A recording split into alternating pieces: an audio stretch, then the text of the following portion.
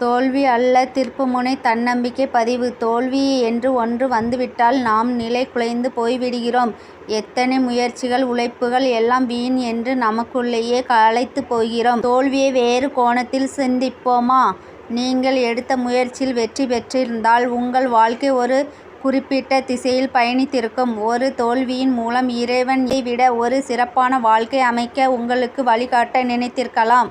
என் நண்பர் பள்ளி இறுதித் தேர்வில் நல்ல மார்க்குகள் எடுக்க முடியாததால் இன்ஜினியரிங் சேர முடியவில்லை. எல்லோரும் அவரை தோல்வியடைந்தவராக பார்த்தார்கள். ஆனால் அவர் கணினி தொடர்பான வகுப்புகளில் சேர்ந்து தேர்ச்சி பெற்று இன்று 100 பேருக்கு மேல் அவர் கம்பெனியில் வேலை பார்க்கின்றனர்.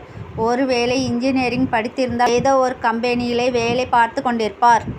எனக்கு தெரிந்த நண்பரின் மகள் ஆரம்ப கட்டத்தில் ஏதேதோ முயற்சி செய்தார். எல்லாம் தோல்வி அல்லது மனதுக்கு பிடிக்கவில்லை. யோகாவில் நுழைந்தார். எல்லோரும் திரும்பி பார்க்கும்படி தன்னை உயர்த்தி கொண்டார். உலகம் முழுவதும் அவருக்கு நண்பர்கள் வரவேற்பு. இலக்குகளை நிர்ணயம் செய்து தோல்வியடைந்ததால் மனதை தளர விடாதீர்கள். இதைவிட சிறப்பான வாழ்க்கைக்கு இயற்கை உங்களை பக்குவப்படுத்துகிறது. நீங்கள் எதிர்பார்த்ததை விட பெரிய திட்டத்தை கடவுள் உங்களுக்காக வைத்திருக்கிறார்.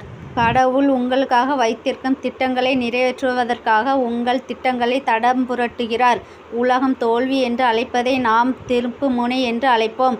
எல்லாவற்றையும் ஏற்றுக்கொள்ளும் மனப்பக்குவம் இருந்தால் வானம் தொட்டு விடும் தூரம்தான்.